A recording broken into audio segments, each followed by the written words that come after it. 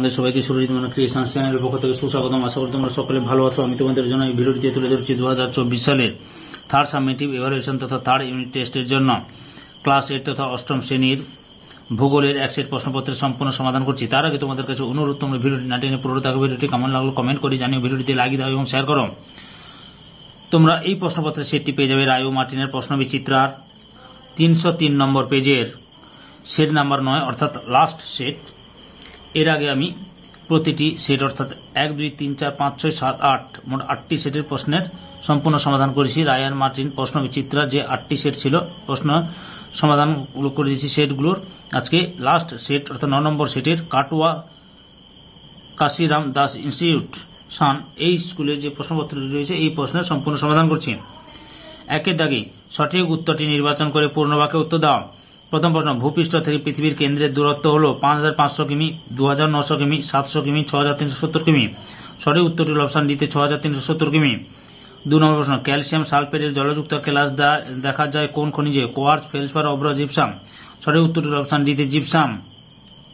3 নম্বর প্রশ্ন, শৈল কথার অর্থ? পর্বত, সমুদ্র, সমভূমি, নদী। সঠিক উত্তরটি হল অপশন এ তে পর্বত। 4 নম্বর প্রশ্ন, স্লিট হল? সঠিক উত্তরটি হল অপশন সি তে জলকণা ও তুষারকণার আংশিক সংমিশ্রিত অবস্থা। 5 নম্বর প্রশ্ন, রেড ইন্ডিয়ানদের অবস্থান হলো? সঠিক উত্তরটি হল অপশন বি তে উচ্চ আমাজন অববাহিকা।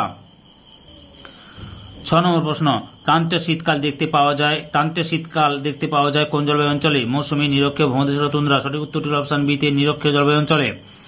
7 নম্বর প্রশ্ন, বিষাক্ত মিথাইল আইসোসায়ানাইড বা এমআইসি গ্যাস নির্গত হয়েছিল দিল্লি, কলকাতা, দেহরাদুন, ভোপাল শহরে। সঠিক উত্তরটি হল অপশন ডি তে ভোপাল শহরে। 8 নম্বর প্রশ্ন, আর্থ সামিট 1992 অনুষ্ঠিত হয়েছিল জোহানেসবার্গ, বাসেলস, স্টকহোম, রিও ডি জেনেরোতে। সঠিক উত্তরটি হল অপশন ডি তে রিও ডি জেনেরোতে। 9 নম্বর প্রশ্ন, ডাউন্স হল নাতিশীতোষ্ণ তৃণভূমি, ক্রান্তীয় তৃণভূমি, ক্রান্তীয় চিরহরিত অরণ্য, ভূমধ্যসাগরীয় উদ্ভিদ। সঠিক উত্তরটি হল অপশন এতে নাতিশীতোষ্ণ তৃণভূমি।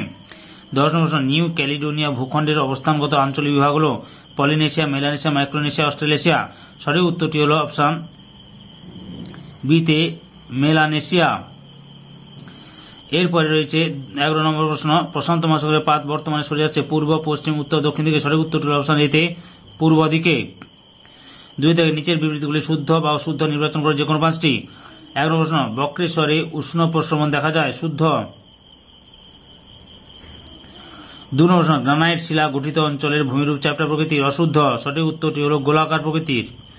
গ্রানাইট শিলা গঠিত অঞ্চলের ভূপ্রকৃতি গোলাকার প্রকৃতির। তারপর হচ্ছে 3 নম্বর প্রশ্ন, পশ্চিমা বায়ুকে বাণিজ্য বায়ু বলে, অশুদ্ধ। সঠিক উত্তরটি হল আয়ন বায়ুকে বাণিজ্য বলে, আয়ন বায়ুকে বাণিজ্য বায়ু বলা হয়। 4 নম্বর প্রশ্ন, মৌসুমী বায়ুকে সাময়িক বায়ু বলা হয়, শুদ্ধ। 5 নম্বর প্রশ্ন, জলীয় বাষ্পের জলকণায় পরিণত হওয়ার প্রক্রিয়া হল শিশিরাঙ্ক, অশুদ্ধ। জলীয় জলকণায় পরিণত হওয়ার প্রক্রিয়া হল ঘনীভবন। 6 নম্বর প্রশ্ন, ক্যানোপি বা চান্দোয়া দেখতে পাওয়া যায় ভূমধ্যসাগরীয় জলবায়ু অঞ্চলে, অশুদ্ধ। সঠিক উত্তরটি হল নিরক্ষীয় জলবায়ু অঞ্চলে।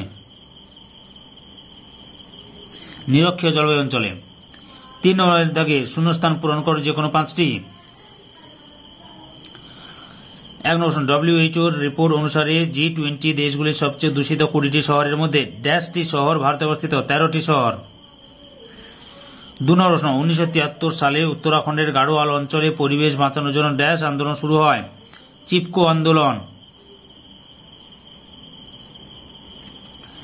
3 নম্বর প্রশ্ন, জারাকারি ড্যাশ জলবায়ুর উদ্ভিদ, ভূমধ্যসাগরীয় জলবায়ুর উদ্ভিদ।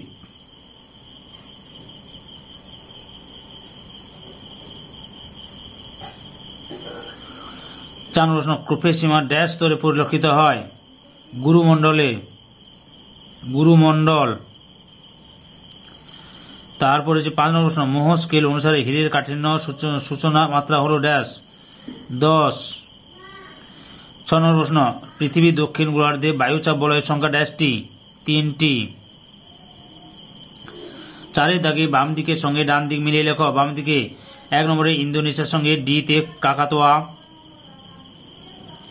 2 নম্বরে মেক্সিকোর সঙ্গে সি তে পারিকুটিন, 3 নম্বরে লিপারি দ্বীপের সঙ্গে বি তে স্ট্রম্বোলি,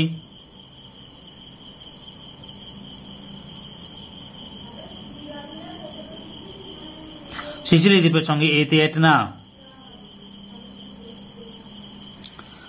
এরপরে 5 দাগে নিচের প্রশ্নগুলি উত্তর দাও। 1 নম্বরে ব্যাসল্ট শিলা দ্বারা গঠিত ভূত্বকীয় স্তরের নাম লেখো।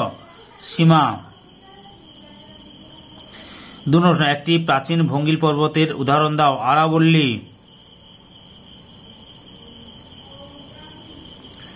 3 নম্বর মার্বেল কোন শিলার রূপান্তরিত রূপ? চুনাপাথর।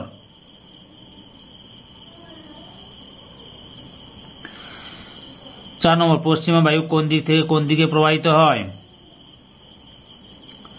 আচ্ছা, একটু লিখছি, ঠিক করে দেখে নাও। উত্তর গোলার্ধে দক্ষিণ পশ্চিম থেকে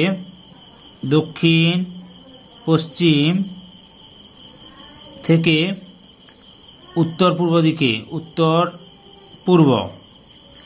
আর দক্ষিণ গোলার্ধে হচ্ছে উত্তর পশ্চিম থেকে দক্ষিণ পূর্ব। বুঝতে পেরেছ? উত্তর গোলার্ধে প্রবাহিত হয় দক্ষিণ পশ্চিম দিক থেকে উত্তর পূর্ব দিকে, আর দক্ষিণ গোলার্ধে প্রবাহিত হয় উত্তর পশ্চিম দিক থেকে দক্ষিণ পূর্ব দিকে। বুঝতে পেরেছ? এরপরে রয়েছে বাম্পি ক্লাউড কোন মেঘের অপর নাম? স্ট্র্যাটোকিউমুলাসের অপর নাম। নিচে এখানে লিখছি আমি স্ট্র্যাটোকিউমুলাস, বা একে উপরে লিখছি স্ট্র্যাটোকিউমুলাস। মেঘের অপর নাম হচ্ছে বাম্পি ক্লাউড। 6 নম্বর প্রশ্ন পৃথিবীর বৃহত্তম প্রবাল প্রাচীরের নাম কি? Great Barrier Reef. Great Barrier Reef. এরপরে 6 দাগে লক্ষ্য রাখো। নিচের প্রশ্নগুলি উত্তর দাও যে কোনো 4টি। প্রথম প্রশ্ন, কিভাবে মেঘের সৃষ্টি হয়? উত্তর, সমগ্র পৃথিবীর বিভিন্ন জলভাগ থেকে জলীয় বাষ্পপূর্ণ হালকা বায়ু বায়ুমণ্ডলে উপস্থিত হয়ে ঘনীভবন প্রক্রিয়ায় ক্ষুদ্র ক্ষুদ্র জলকণা ও তুষারকণায় পরিণত হয়ে যখন বিভিন্ন উচ্চতায় বিভিন্ন আকার ধারণ করে ভেসে বেড়ায়, এইভাবে মেঘের সৃষ্টি হয়। উদাহরণ তোমরা লিখতে পারো, বায়ুমণ্ডলে ভাসমান কয়েকটি মেঘ হল সিরোস্ট্যাটাস মেঘ, অল্টোস্ট্যাটাস মেঘ, কিউমুলাস মেঘ, নিম্বোস্ট্যাটাস মেঘ, কিউমুলোনিম্বাস মেঘ প্রভৃতি। 2 নম্বর প্রশ্ন, রেগোলিথ কাকে বলে? উত্তর, আবহবিকারের ফলে মূল শিলার উপর বিচূর্ণীভূত শিলার যে আস্তরণ সৃষ্টি হয় তাকে রেগোলিথ বলে। এটি মৃত্তিকা গঠনের প্রাথমিক পর্ব। পরবর্তীকালে এর সঙ্গে আনুবীক্ষণিক জীব, মৃত উদ্ভিদ ও প্রাণীর দেহাবশেষ মিশে মৃত্তিকার সৃষ্টি হয়। 3 দাগে ভূমিকম্পের উপকেন্দ্র বলতে কি বোঝো? উত্তর, ভূমিকম্প কেন্দ্র থেকে ঠিক উলম্ব দিকে অর্থাৎ সমকোণে অবস্থিত ভূপৃষ্ঠে যে স্থানে প্রথম কম্পন পৌঁছায় তাকে ভূমিকম্পের উপকেন্দ্র বলে। এখানে ভূমিকম্পের তীব্রতা সবচেয়ে বেশি অনুভূত হয় এবং উপকেন্দ্র থেকে চারিদিকে তীব্রতা ক্রমশ কমতে থাকে। গুরুমণ্ডলের নিচে এবং পৃথিবীর কেন্দ্রের চারিদিকে বেষ্টনকারী সর্বাধিক ঘনত্বযুক্ত স্তরকে কেন্দ্রমণ্ডল বা কোর বলে। কেন্দ্রমণ্ডল ভূ অভ্যন্তরে 2900 কিমি থেকে 6370 কিমি পর্যন্ত বিস্তৃত। এই স্তরের সমস্ত পদার্থ প্রচন্ড উত্তপ্ত অবস্থায় আছে। পৃথিবীর আবর্তন গতি ও মাধ্যাকর্ষণ টানে ভারী পদার্থগুলি যেমন নিকেল, লোহা প্রভৃতি কেন্দ্রমণ্ডলে অবস্থান করে, তাই এই স্তর অত্যন্ত ভারী। নিকেল, লোহা দিয়ে গঠিত বলে একে নিফে বলা হয়। 5 নম্বর প্রশ্ন, 2টি মাঝারি পাতের নাম লেখো। একটি হচ্ছে ভারতীয় পাত, ভারতীয় আরবীয় পাত। 7 দাগে নিচের প্রশ্নগুলির উত্তর দাও যে কোনো 4টি।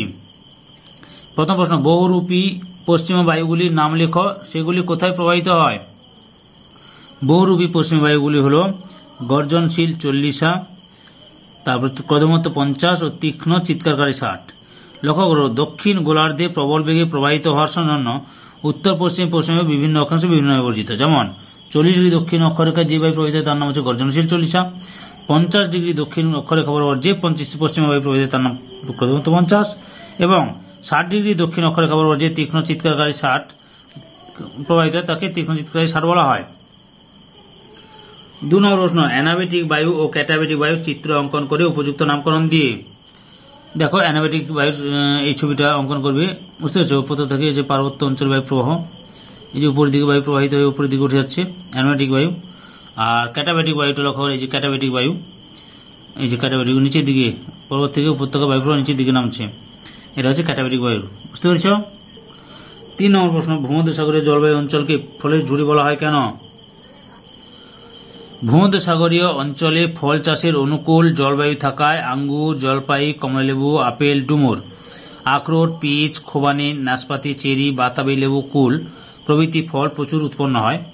এইসব টক মিষ্টি জাতীয় প্রচুর রসালো ফল উৎপাদনের জন্য অঞ্চলটি বিশ্ববিখ্যাত।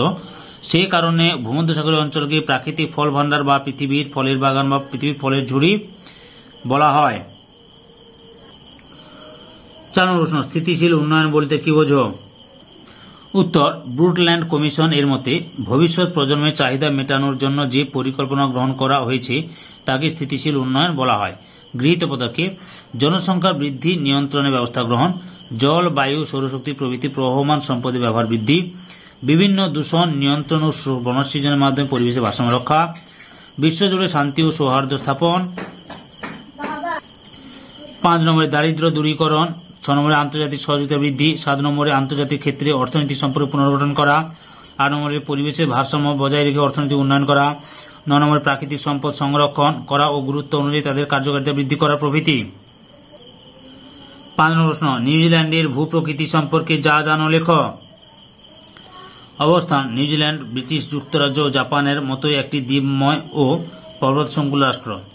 ওশেনিয়ার মহাদেশের 3য় বৃহত্তম রাষ্ট্র নিউজিল্যান্ড। ক্ষেত্রফল 2.68 লক্ষ বর্গ কিলোমিটার। অস্ট্রেলিয়ার দক্ষিণ পূর্বে 2000 কিমি দূরে প্রশান্ত মহাসাগরের মধ্যে অবস্থিত। জিল্যান্ড কথার অর্থ সমুদ্রের মধ্যে অবস্থিত স্থলভাগ।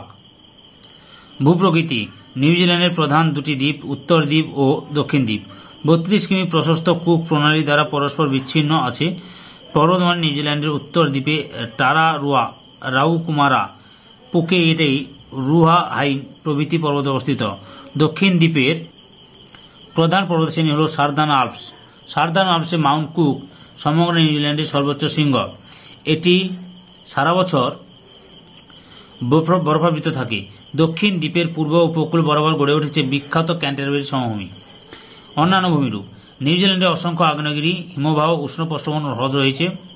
আগ্নেয়গিরিগুলির মধ্যে উত্তর দ্বীপের মাউন্ট এগমন্ট একটি তুষারাচ্ছন্ন সুপ্ত আগ্নেয়গিরি এবং রুয়াহা পেহু নিউজিল্যান্ডের একটি সর্বোচ্চ জীবন্ত আগ্নেয়গিরি। সার্দার্ন আল্পসের টাসম্যান একটি বিখ্যাত হিমবাহ।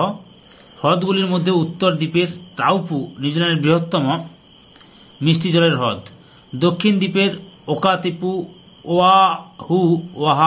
ওয়াহু প্রভৃতি উল্লেখযোগ্য। 8 দাগে নিচের প্রশ্নগুলি উত্তর দেওয়া যে কোনো 3টি। প্রথম প্রশ্ন, মারে ডার্লিং অভিজ্ঞার প্রাকৃতিক পরিবেশ, ভূপ্রকৃতি, নদী, জলবায়ু, স্বাভাবিক উদ্ভিদের বিস্তারিত আলোচনা করো। 2 প্রশ্ন, ওশেনিয়া মহাদেশে 4 ধরনের জলবায়ুর নাম লেখো। ওই জলবায়ু অঞ্চলগুলি চিত্রের মাধ্যমে চিহ্নিত করো। 3 নম্বর, মৌসুমী জলবায়ু অঞ্চলের আর্থসামাজিক পরিবেশের সম্পর্কে লেখো। 4 নম্বরে, পরিবেশ অবনমনের হাত থেকে রক্ষা পেতে ক্ষুদ্রভাবে হলেও আমরা কি কি ব্যবস্থা গ্রহণ করতে পারি। 8 দাগে যে বড় প্রশ্নগুলি রয়েছে সেই বড় প্রশ্নের উত্তরের লিঙ্ক এই ভিডিও ডেসক্রিপশনে দেওয়া থাকবে, ওখানে ক্লিক করে দেখে নেবে।